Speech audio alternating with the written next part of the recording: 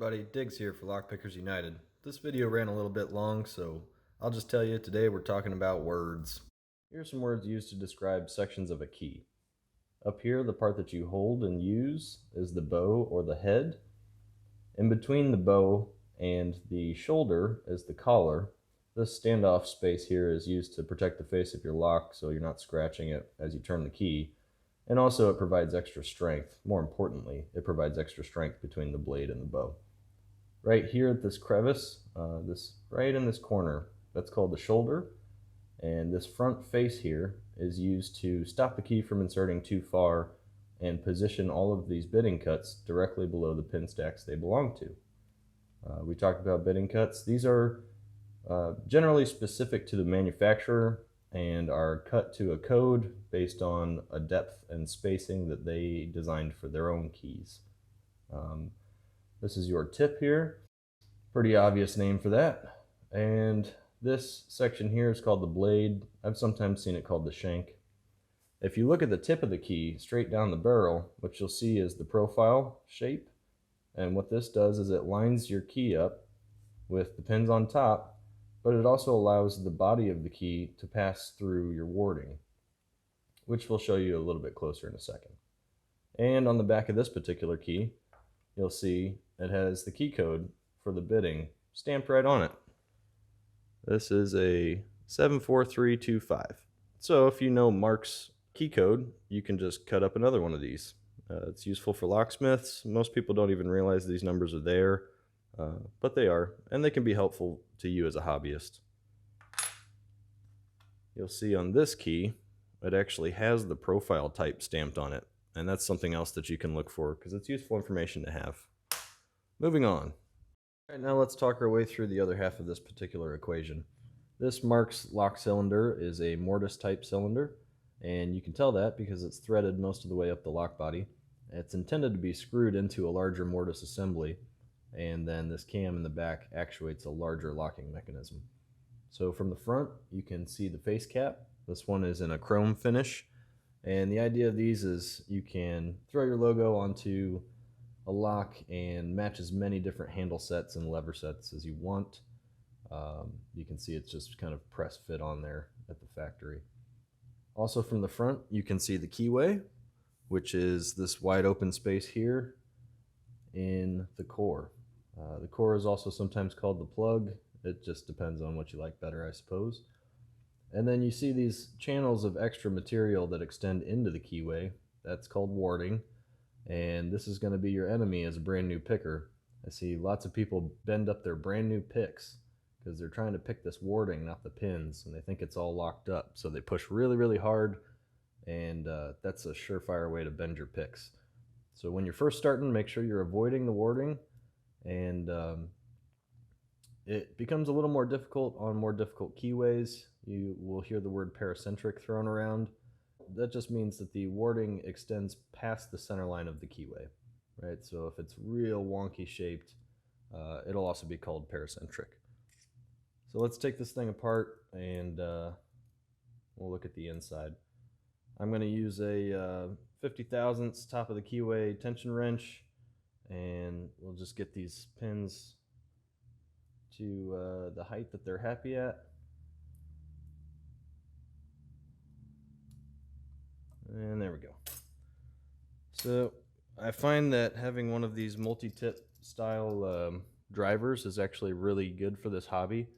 They come with flat tips and Phillips heads and all kinds of different tips. And for any given lock, you're never going to know what kind of hardware you're up against until you actually get the lock in hand. So it's best to have options. Thought that one was done. Okay, now we can take the cam off the back, and we'll put that over here.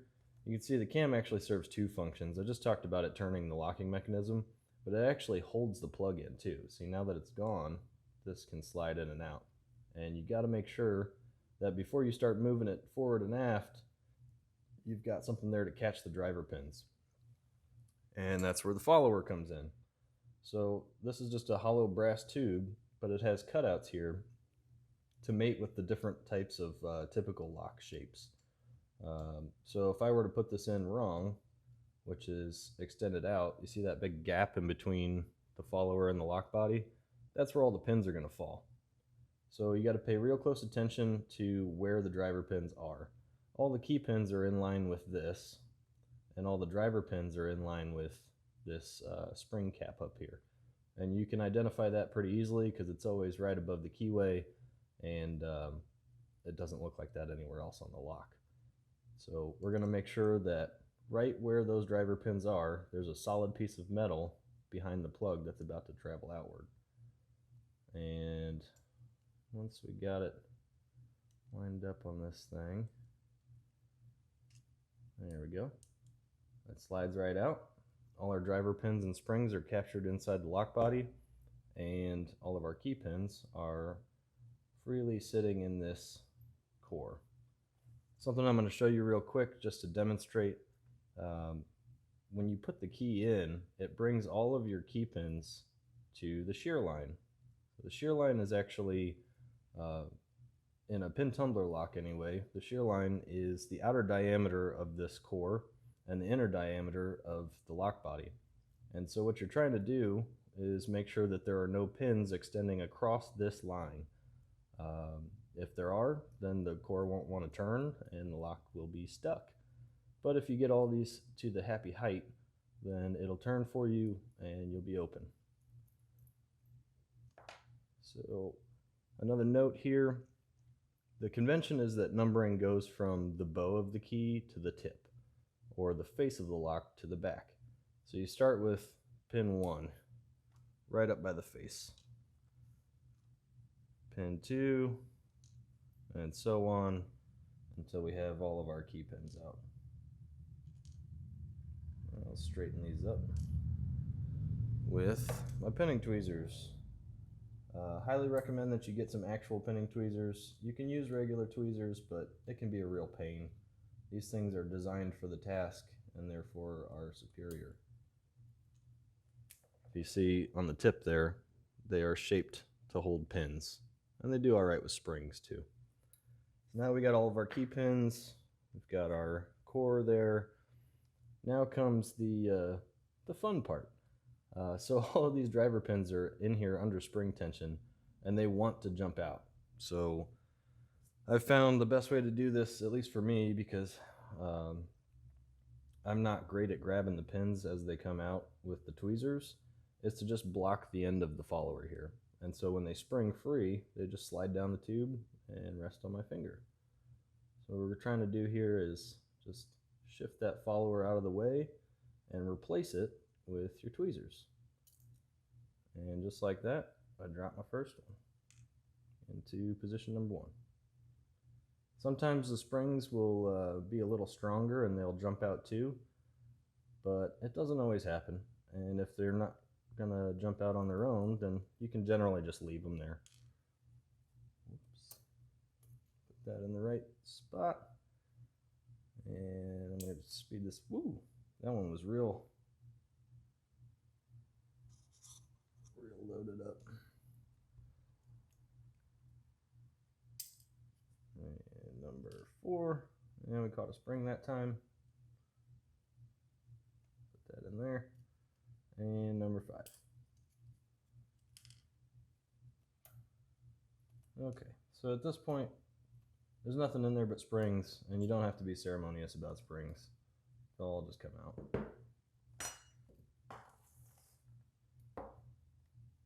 And that's how you get a lock. We call it gutting because you're taking the guts of the lock out.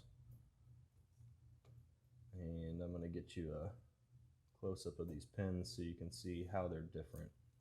In this lock, all of the driver pins are what they call standard, which means there's no extra cuts or profiling done to them.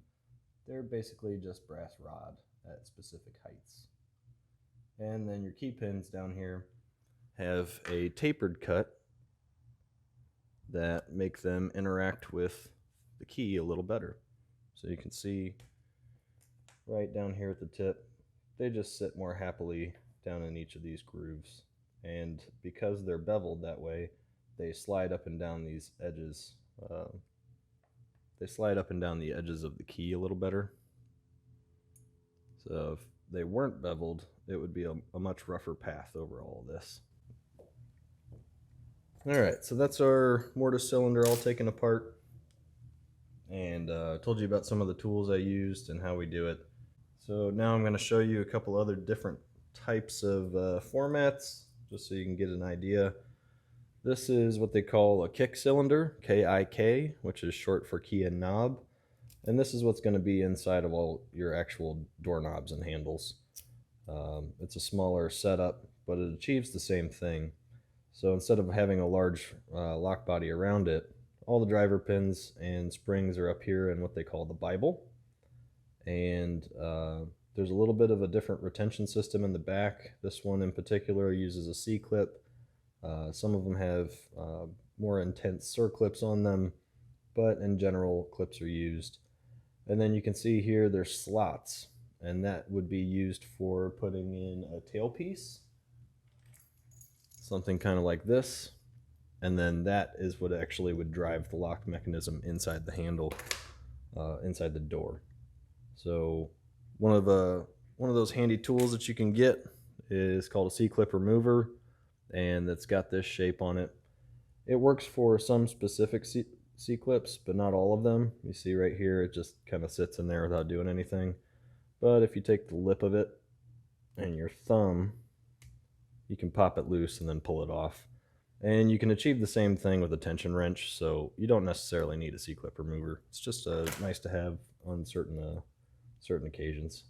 If you were a locksmith and you were going to be pinning up locks all the time, then absolutely get one. Another format here. This is more of a skeletonized rim cylinder, and you can see there's not a whole lot of lock body here to talk about. This one in particular is a challenge lock from one of our guys. But you can see it's just a different format, and you've got this interesting clip on the back here. So those are some of the terms that we use. The video is starting to run a little long. I do want to thank you guys for commenting on our last video and telling me about the audio issues. We all kind of knew that they were there, but I tried a little harder to get it right this time, and now I'm facing new battles. So my mic pack was on the fritz, but I found out that it wasn't actually. It was because my phone was plugged into the charger while filming, and it was creating noise. So now I'm using the mic pack again, and it's Memorial Day, so happy Memorial Day. And everybody and their brother is out mowing their yard and running the weed whacker and driving down our street as fast as humanly possible. So hopefully you can't hear that. Thanks for stopping by. Hopefully you liked the video. If you did, please like it. If you didn't, please tell us why in the comments. And if you want to see more stuff like this, then subscribe to our channel. We've got a bunch more coming to you. Tomorrow is Correct Jeans with the teardown of the lock of the week, the Acid Twin Pro. Hopefully you check it out.